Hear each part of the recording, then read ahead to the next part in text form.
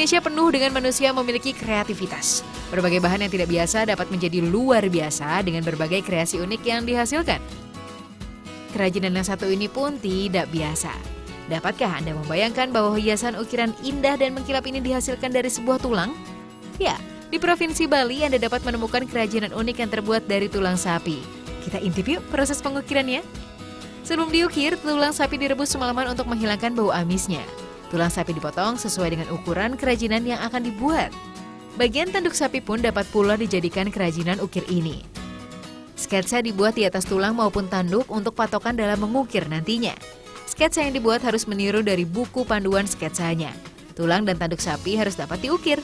Diukirnya harus hati-hati agar tidak mengalami kesalahan. Teknik pengukirannya pun cukup sulit sehingga hanya dapat dilakukan oleh yang sudah ahli. Setelah diukir, tulang dan tanduk mengalami proses pemolesan. Keduanya dipoles dengan alat khusus agar lebih mengkilap. Kerajinannya sudah hampir jadi. Untuk kerajinan seperti bandul ini, tahap terakhir ialah pemasangan tali kalungnya. Kerajinan yang dihasilkan pun berbagai macam. Mulai dari patung, kalung, dan ukiran lainnya yang berbentuk seperti relief. Harganya pun mulai puluhan ribu hingga jutaan rupiah tergantung tingkat kesulitannya. Hiasan tulang sapi ini akan sangat indah untuk menjadi penghias rumah Anda.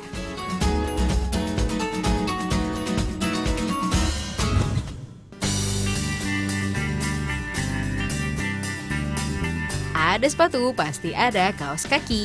Kaos kaki yang hangat dan lembut tentu akan nyaman digunakan. Sahabat, yang ini kalau dilihat dari bentuknya mungkin terlihat seperti kaos kaki biasa. Namun saat ini telah ada inovasi untuk mengenai kaos kaki ini. Kaos kaki ini dibuat dari serat bambu. Kota Bandung merupakan wilayah penghasil kaos kaki serat bambu sejak tahun 2010. Namun serat bambu yang dijadikan bahan baku didatangkan dari Cina. Serat bambu didapatkan dari batang bambu yang sudah melalui proses perebusan dan fermentasi. Untuk menghasilkan kaos kaki serat bambu yang berkualitas, maka bahan bakunya dicampur dengan bahan lain. Dalam satu kaos kaki terdapat 80% serat bambu dan 20% bahan lainnya seperti nilon. Kaos kaki serat bambu dirajut dengan mesin, kemudian dicek baik ukuran dan kerapihannya. Kaos kaki yang masih setengah jadi ini diobras bagian bawahnya. Proses selanjutnya yaitu steam. Steam adalah proses memasukkan kaos kaki ke dalam cetakan aluminium dan di oven. Tujuannya agar lebih rapi dan berbentuk seperti kaki. Kaos kaki di oven selama 45 menit dengan suhu 100 derajat Celcius.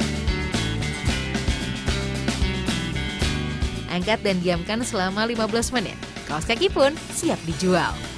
Kaos kaki ini sudah dijual ke beberapa negara seperti Jerman, Italia, dan Malaysia.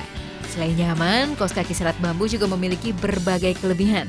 Kaos kaki serat bambu tidak akan bau meski dipakai beberapa hari, sebab kandungan antibakteri dari bambu tidak menghilang. Kaos kaki bambu ini cocok sekali untuk keluarga Anda, bukan?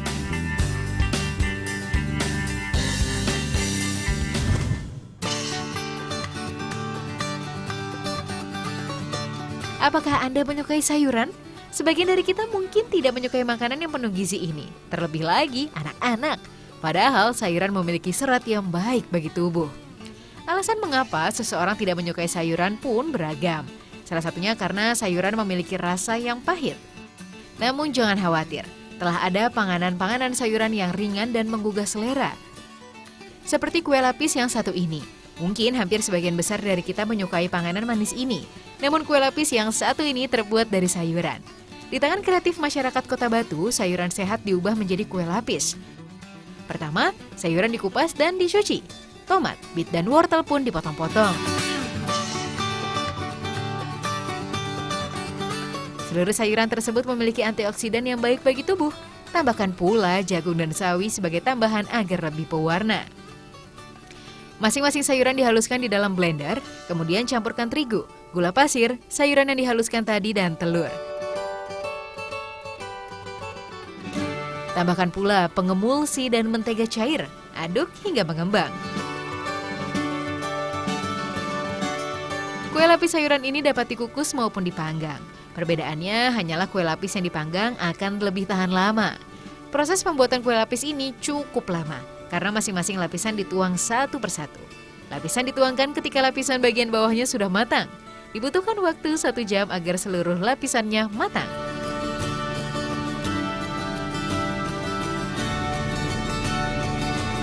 Kue lapis sayuran telah siap menggoyang lidah Anda. Rasanya sangat unik karena tiap lapisan mengandung sayuran yang berbeda. Kue lapis ini dapat menjadi alternatif untuk menikmati berbagai macam sayuran dalam satu olahan.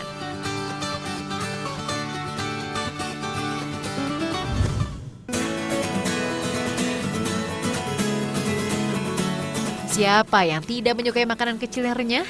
Camilan seperti ini sangat pas jika dimakan sebagai teman di waktu senggang. Tapi alangkah lebih baiknya jika camilan yang dimakan juga camilan yang sehat. Sekarang ada camilan sehat yang juga renyah. Bahkan camilan ini terbuat dari sayuran. Ya, stik wortel dan sawi. Namun seluruh jenis sayuran dapat dijadikan bahan stik. Selain bergizi, bahan yang digunakan pun sangat alami. Untuk membuatnya, kupas seluruh wortel dan juga sawi, lalu dihaluskan dengan di blender. Setelah halus, campurkan dengan bahan stik seperti garam, telur, terigu, dan bahan lainnya. Takarannya disesuaikan dengan stik yang akan dibuat. Adonan sudah jadi, saatnya dimasukkan ke dalam mesin giling. Lembaran-lembaran adonan dipotong sesuai dengan ukurannya, kemudian goreng sebentar saja karena mudah gosong.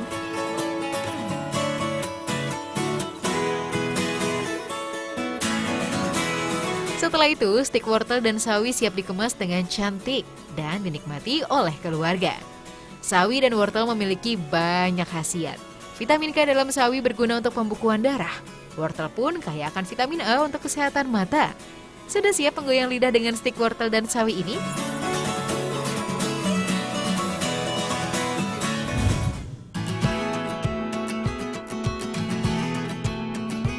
Bolu kukus merupakan makanan yang biasa ditemui sehari-hari. Namun bolu kukus yang satu ini tidak biasa. Lihat saja penampilannya, sangat menarik bagi anak-anak. Selain itu, bolu ini juga dapat menjadi alternatif bagi anak yang tidak suka sayur. Karena di dalam bolu ini terdapat wortel manis yang baik bagi anak Anda.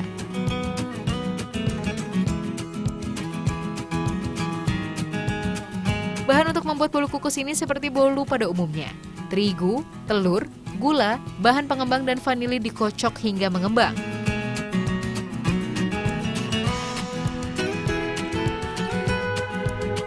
Selanjutnya siapkan cetakan bolu kukus.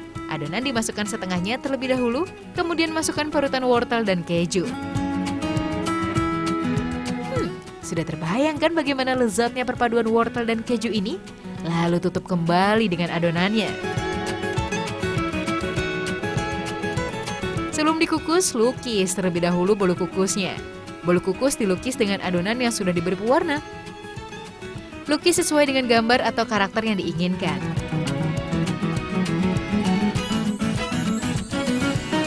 Setelah selesai, maka adonan dapat dikukus. Pengukusan dilakukan dengan api kecil agar matangnya merata. Bolu kukus sudah siap disantap. Warnanya yang cantik menjadikan bolu ini bisa untuk kue ulang tahun anak-anak. Apakah Anda tertarik juga untuk mencicipinya?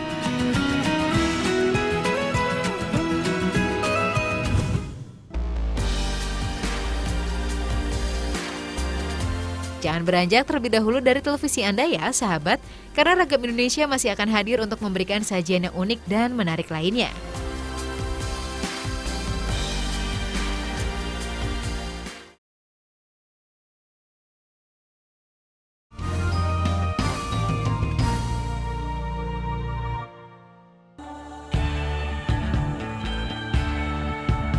Sahabat Ragam, inilah akhir kebersamaan kita dalam Ragam Indonesia pagi ini.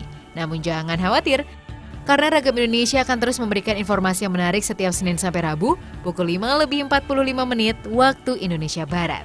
Selamat beraktivitas dan sampai jumpa.